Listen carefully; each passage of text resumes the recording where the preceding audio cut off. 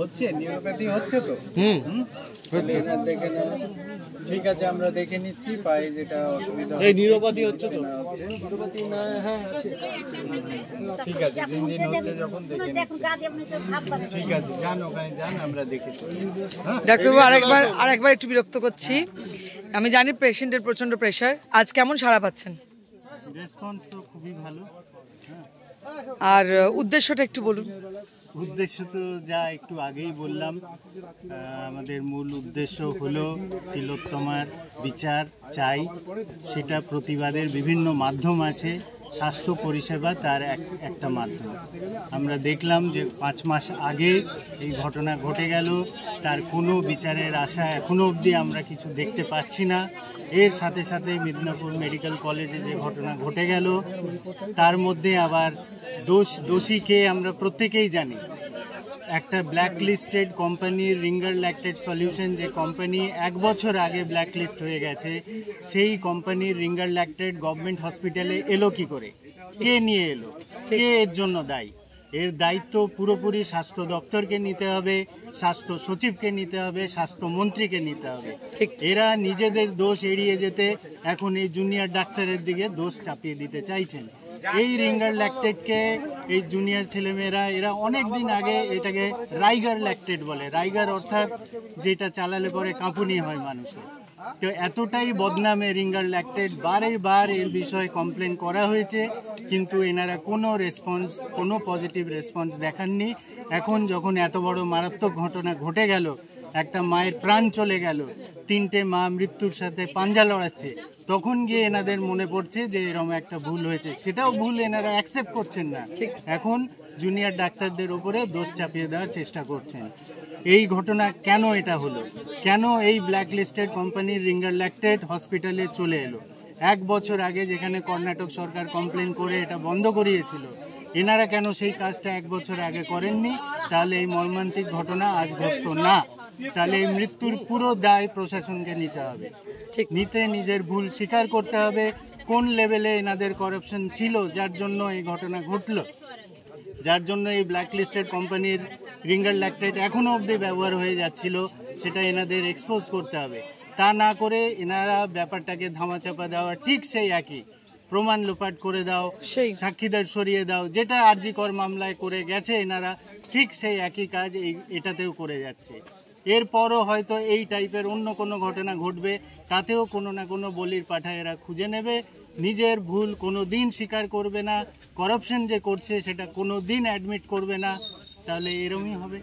আমরা এর প্রতিবাদ তখনও করেছি, 5 মাস আগে করেছি, এখনও যা ঘটনা ঘটলো তার প্রতিবাদ করছি। আর এই মাধ্যম আমরা পথেও নামছি প্রতিবাদে, চিকিৎসার মাধ্যমেও প্রতিবাদ করছি। এই লড়াই আমরা চালিয়ে যাব, যতদিন না বিচার পাচ্ছি এই লড়াই আমরা চালিয়ে যাব। এবং চিকিৎসাটা আমরা দিয়ে যাব মানুষের কাছে, চিকিৎসা আমরা দিয়ে যাব। যারা চিকিৎসা বছরে একবার দেয়, ওনারা কি করবে না করবে আমরা জানি না। আমরা প্রতি মাসে এটা স্টার্ট করেছি সেপ্টেম্বর থেকে, প্রতি মাস আমরা এই পরিষেবা দিচ্ছি, আর এটা চলতে থাকবে, এটা থামবে না। মুর্শিদাবাদের গ্রামগঞ্জের পেশেন্টের অবস্থা কেমন দেখছেন? একদম মুর্শিদাবাদ কেন, আপনি পশ্চিমবঙ্গের যে কোনো গ্রামগঞ্জেরই অবস্থা দেখুন। আমরা মাল্টি স্পেশালিটি, সুপার স্পেশালিটি, কত কি হসপিটাল, শুধু এক্সটার্নাল স্ট্রাকচারগুলো দেখছি, তার ভেতরে পরিকাঠামো টোটালি জিরো, শূন্য, কিচ্ছু নাই, শুধু লোক দেখানোর জন্য এগুলো তৈরি করা। যদি পরিষেবা পাওয়া যেত, আজকে আপনি বলুন মিদনাপুর মেডিকেল কলেজে যে মাটির অবস্থা খারাপ হয়ে গেল, তাদেরকে এসএসকেএমে ট্রান্সফার করতে হলো, কেন করতে হবে? মিদনাপুর মেডিকেল 20 বছরেরও বেশি পুরনো মেডিকেল কলেজ, সেই মেডিকেল কলেজে পরিকাঠামো কেন থাকবে না? যে প্রত্যেক ক্ষেত্রে, আজকে বলুন আলিপুরদুয়ারে যদি কোনো এরকম ঘটনা ঘটে, তাকে কলকাতা নিয়ে আসতে হবে, তাকে এসএসকেএম নিয়ে আসতে হবে, কেন? আলিপুরদুয়ারও তো পশ্চিমবঙ্গের একটা অংশ, ওইখানে আপনি এত সুপার স্পেশালিটি হসপিটাল বানিয়েছেন, তো সেখানে সেই পরিকাঠামো কেন ব্যবস্থা নেই? সেটার দায়িত্ব কে নেবে? সব কিছুর দোষ আইদার ডাক্তারের ওপর বা কোনো অন্য বলির পাঠা কাউকে খুঁজে নিয়ে তাদের ওপর দোষটা চাপিয়ে দাও। নিজের ভুল স্বীকার করার হিম্মত কেন নেই আপনাদের? ঠিকই বলছেন। আমরা আমাদের কাজের মধ্যে দিয়ে এভাবে প্রতিবাদ করব। এবং আমরা তো গণতান্ত্রিক পরিকাঠামোয় বিশ্বাস করি, সুতরাং আমাদের কাছে তো আর উপায় অন্য কিছু নেই। না, তো এইভাবেই আমরা প্রতিবাদ করতে পারি। আমরা পথে নেমে প্রতিবাদ করব, আমরা চিকিৎসার মাধ্যমে প্রতিবাদ করব, আমরা জনগণকে অনুরোধ করব যে ওনারাও যেন প্রতিবাদে নামে। যেটা সত্যি, যেটা আসল ঘটনা, সেটা কেন আপনারা সামনে আনছেন না? মিথ্যে বিভিন্ন ব্যাপার বলে আসল ঘটনাকে ঢেকে দেওয়ার চেষ্টা করছেন কেন? কাকে বাঁচাবার চেষ্টা? সেটাই, কাকে বাঁচাবার চেষ্টা, এটাই আমাদের প্রশ্ন। আরজি করেও আমাদের একটাই প্রশ্ন ছিল যে এত প্রশাসন পুরো জান লাগিয়ে দিল, কি করে অভয়ার ডেড বডিটাকে তাড়াতাড়ি ডিসপোজ করে দেওয়া যায় সেই চেষ্টা প্রশাসন প্রথম থেকেই করে গেল। কাকে বাঁচাবার জন্য? এই উত্তরটা আমরা এখনো পেলাম না।